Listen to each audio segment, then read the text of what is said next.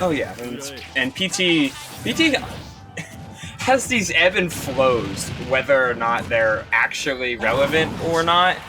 And as of the success of Quid up in Westchester, a lot of PTs are gaining a lot more confidence as of recently, showing like, yeah, maybe some of these characters have like their own centralized weaknesses, but I can play to all of their strengths at any point that I want. It's just a matter of how fast I am to switch. Though Sephiroth really do be poking holes in a lot of character weaknesses that are kind of centralized around Pokemon Trainer, which being things like range, things like ledge trapping, things like ledge pressure. And this is, you know, if anything, we know Tweek as a super smart player. So yeah, he's going to be snapping, he's going to be doing all kinds of stuff. But this is where it gets tricky playing against a player like Tweek, right? So you're down, and then you see him at high percent. You want to throw out anything and just hit him to kill him, right? But like it's not so easily done when you're playing against, you know, probably the best player in the world at the moment, or at the very least, one of the best. So Sauce is going to have to think of something here. Does have Charizard out, does have back air at his disposal, and forward air, and that's how he's going to take it. I know Sauce didn't take much damage over that last interaction, but it looked like he was literally getting stage trapped. Like, Tweek looked so comfortable on ledge, and the amount of threat that he's putting on with Shadow Flare, God, it's so good. And this is a Sephiroth that uses a lot more of Shadow Flare than Sephiroths like Ned, who much prefer to space people out with back air and F tilt, though we do see the back air come out for the stock on Ivysaur, the 101. Alright, so Sauce now with another opportunity. This Tweek in a little bit uncomfortable position, but he is going to get out almost immediately until that Fair has something to say about it. And was what took the last stock, but here's a position where, okay, getting out of dodge real quick there with Flare Blitz. Oh, he's really throwing it out, but look, Sephiroth's big disjoint stuffs Flare Blitz in its tracks. And with Wing on deck, yeah, this is kind of the perfect percent for Sephiroth. Like, you're past 80, so you have Wing, but you're still about 20 or 30% from death, assuming you don't get hit by something crazy. And with the added mobility, you can avoid a lot of the craziness. And it just seemed like he was a little bit of a step behind in the full execution of some of his some of the neutral interactions. But having the right idea is the first step to finding those openings. And on a stage like this, you're feeling pretty good. But ooh, the DI in on down throw means that Fair is something you can follow up with. 13, so could see something here. Still very much within Sauce's grasp here.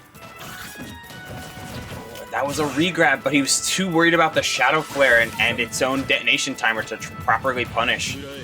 There's not many chances where you get to pressure Sephiroth on ledge, and any of those opportunities you want to take, bravery, just to ignore the Flare Blitz, get that grab. The way Tweek reacts to these Flare Blitzes, yeah, just totally, I mean, you could tell he used to be in this character, yeah, solid connect on the up smash, because he just knows exactly when to challenge and how.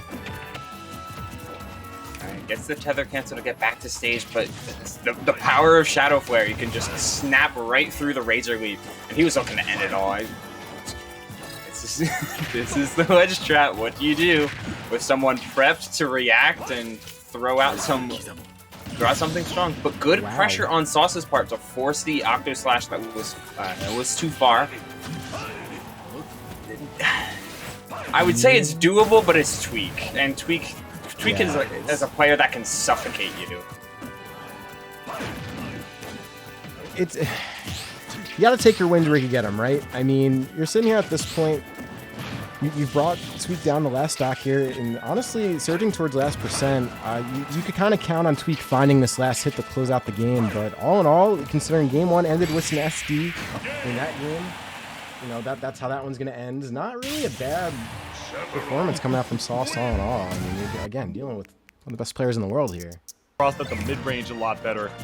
Sephiroth is the kind of character where if you're not safe mashing, which a character like Chrom, as we just saw, as that beautiful 2-0 against Pawn Master displayed, in the right matchup and in the right hands, safe aggressive mash can do it.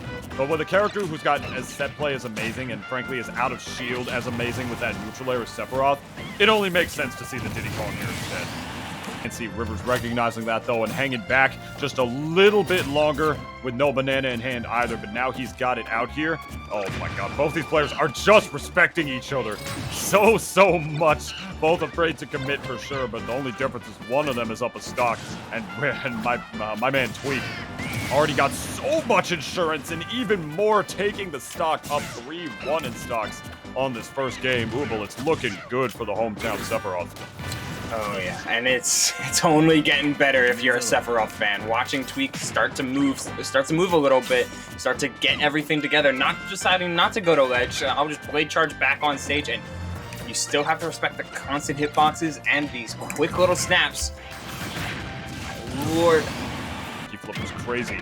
That's something you always have to keep in mind against Rivers, man. When you hit him out of that barrel pack, you know, like, he literally has practiced using that to kill people after he gets hit out of it. He does that better than pretty much any Diddy Kong in the game, so definitely something to keep in mind when you're fighting against him. So I can understand why he was trying to go to a smaller stage, but while fair and bear may be less useful, things like nair and up air will start to be even more useful. On top with wing on deck, yeah, it's time to shake my head. If Tweek's allowed to gain control of Banana, suddenly your game plan just goes from slim, you're finding slim openings to, geez, what do you even do? But finding that grab, getting a quick 44, it does not take much to kill Sephiroth, especially if you get one of these big conversions of the quickest of down smash, especially hiding under that platform review.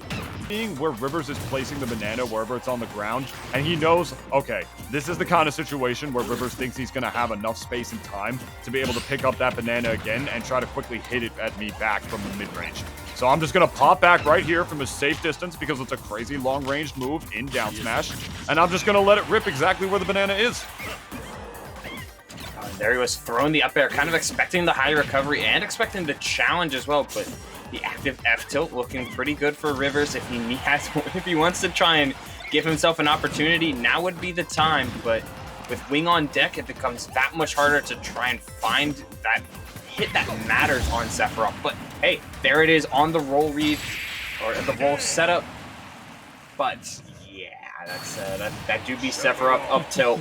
I mean, there's nothing more natural as a Rivers counterpicking to Town and City, but unfortunately this is a very good stage for Sephiroth as well, who can mix up how aggressive or not aggressive he wants to be at the drop of a hat, and that's the type of aggression that you gain when you're allowed to move so much. Rivers is expecting Tweek to kind of start dashing around. Okay, dashing a little too much, it seems, trying to get a little bit too fancy with the waveland on the platform. And SDs because of it, giving Rivers another lease on life, though that's a lot of Shadow Flare. Wow, that's a lot of damage in the back air. Oh my goodness, Rivers' own counterpick working against him. The tiny horizontal blast zones of Town and City going against him here. Mix of nair and F and these upward angle F tilts, just all of these anti-airs to avoid Chrom's movement. Just missing the, yeah, it's huge. Just narrowly missing the read on the roll in. Can't be too far behind. Really smart tech roll from Tweek right there out of the corner. He was getting pretty much bodied that all the way up to 91%, but he recognized that that forward smash read was coming, and even if he didn't know it was coming, it was better to roll in right there because that alone would have reduced his chance of dying because he knows that forward smash out of the corner right there was an option. As speaking of forward smash right there, you can see him using monkey flip. You can see him using monkey flip on the lower side off the level a lot less than he was doing in prior sets that he played against Tweek, and frankly against Boosk and frankly against Boosk as well as that up. Whips getting banana as soon as he can, but he intersplices that with moments where he's just like waiting in shield, maybe not even banana in hand, just seeing what Tweek is gonna do, And that down smash looked hella scouted because the dash started as soon as the down smash was coming out. If I'm not mistaken, I forgot the formula for it completely. I need to do a little bit more research on that in depth, but you know how it is. Yeah, I'm not sure the timing, but I know it makes like 1.5 rotations if it's one, but the timer resets when you get planted with another one. So wow, I love it, I love it, I love it, I love it, I love it, I love it, I love it, I love it, I love it, I love it, I love it, I love it, I love it. Punish on the down smash. Oh, that banana toss was so good. Just forcing Tweek to get off of ledge and then taking it for himself after the roll on. Rivers is playing outstanding right now, and Tweek is having a hard time moving around the constantly evasive Rivers. Yeah, you know, they do say something about, like, being warm from, like, going on the loser's run for sure. I mean, I don't know how many games that Tweek was playing to stay warm while he was just waiting in grands, you know. There is something to be said about that. Not saying that that's necessarily the case here, is that... The fact that there's been a Shadow Flare, but good on Rivers to not even try to mess with the Octo Slash coming from below. Instead, Rivers still thriving at 153, and these F-tilts, these back airs, they're all whiffing on the short stature of Diddy. And the up air coming out after they jump read from the ledge, it's just prime positioning in a lot of cases for Rivers. They're out of the range to where the just instant quick snap of Shadow Flare is going to hit them. And even if they charge it up a little bit, that means they have time to block. You do have to be careful because Sephiroth does have that wing, does have that blanket 30% damage buff, but when you get that monkey foot, that's all he needs. To combo into a back air, it's not a very common thing with most characters, but that's pretty much how it works with Sephiroth, and as a result, it's actually better to DI that out, and Rivers did before to actually live against a Sephiroth who had his wing, and speaking of such, the chicken wing is back out. Seeing if he can catch his monkey flip, utilizing his second jump, and he does this time around. Was with that wing, chase him down and find that stock. Gives him the fighting chance, especially since wing is still on deck, and there is still plenty of wing-specific combos that Sephiroth can pull off.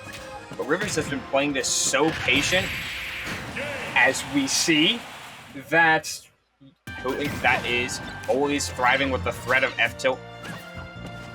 And, I mean, the percents are dead even for a reason right now. Tweek is playing a lot more disciplined and not trying to throw himself into Rivers' face. And granted, he doesn't need to because he is not at a deficit right now. And that turnaround down smash is going to call out the air dodge in. Looks like Rivers was going for a little bit of an extra mix-up from a position such as that. It was cool, yeah, it was. I'm not gonna lie. It was definitely like cool to look at, but he sort of just invented like a fourth taunt for Diddy. Oh man, wild stuff. Trying to auto cancel or A-land the down air right there to catch the banana, as every Diddy Kong is one to do. Up to 132%. Dude, the adaptation's out here, man.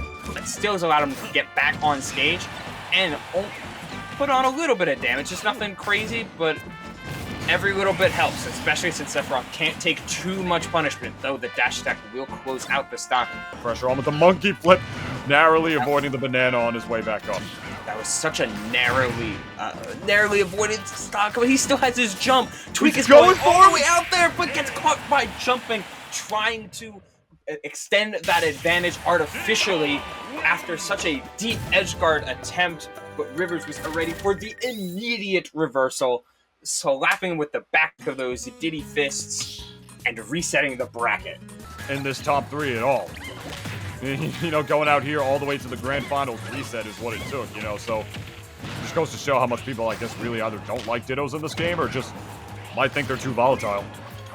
And the Diddy one can certainly be considered volatile. Like, we had seen prior the prominence of Diddy's F-tilt and its two-framing potential as we see that up smash. Another reason that this match can be kind of hard.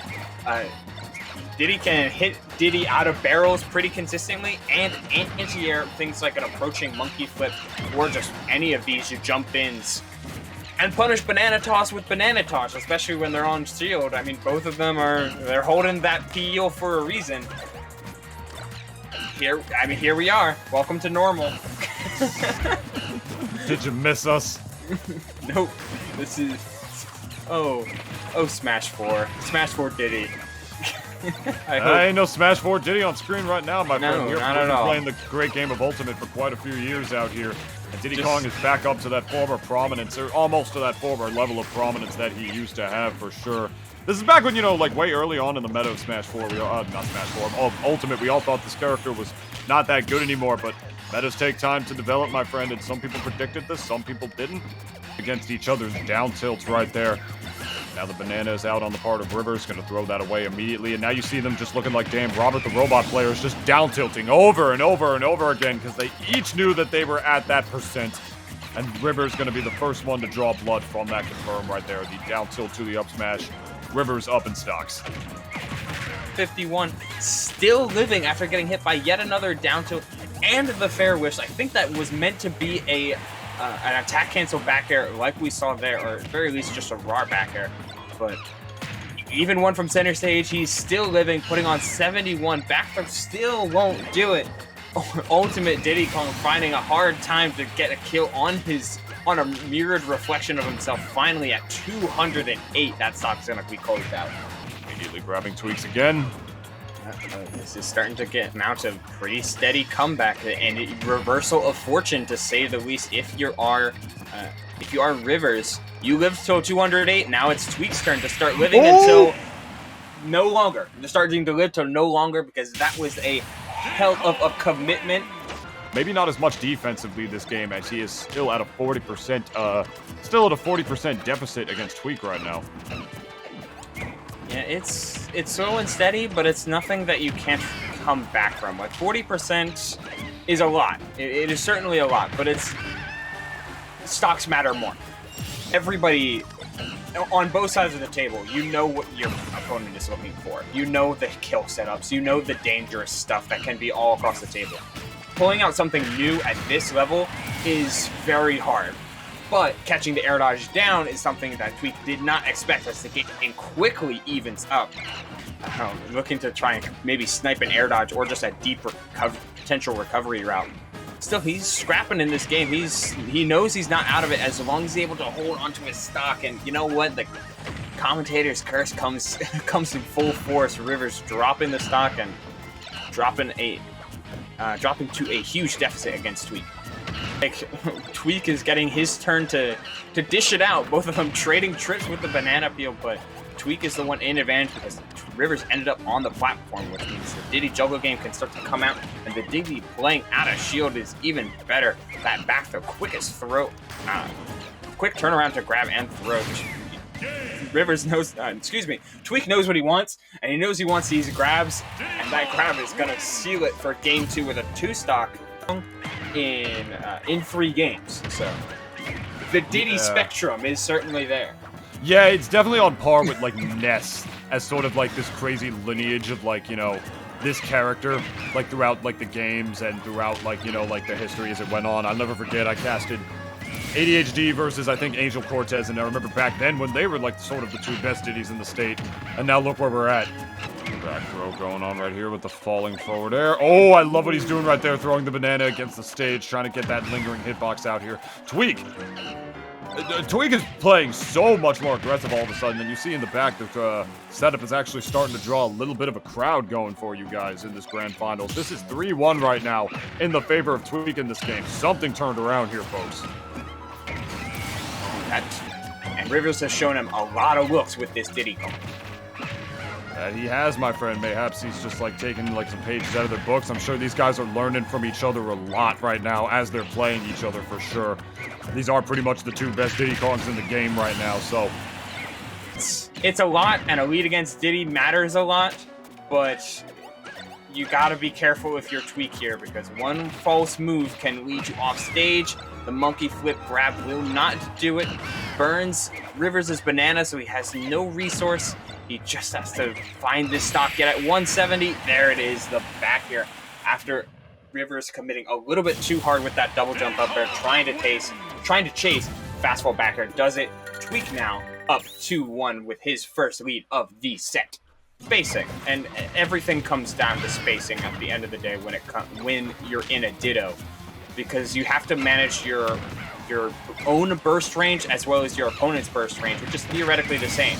So if you're able to space around that, especially with Diddy's high mobility tools, we can see stocks like that come out from Tweek, where he's always one step out of Rivers' threat range and burst potential with some of these banana tosses, but always one step inside his own, so he can close out stocks with an up smash on that platform and continue the combos going. Quick 82 like it's nothing. Shades of some pre-patch, shades of some more. Dare into dare. It out before the kick, before the command grab either. But when you're by the ledge, you have that Z drop option in the Angel drop, which, with besides the exception of what we just saw, we actually haven't really seen that happen too much in the set. And it's because both players like sort of know the situations that can happen. Like they both know the risk, right? So we haven't really seen them been playing by the ledge like too often, except for here in this potentially last game, especially with the way things are going. We haven't seen them do it. They wanted to stay on stage, and then as soon as one of them stopped doing that, the aggression, the download on the part of TSM FX Tweek was too much for Rivers to handle on this particular night, as he is going to take the first streamed Platinum Star Weekly post-quarantine. You got to clap it up for him, folks. Good stuff.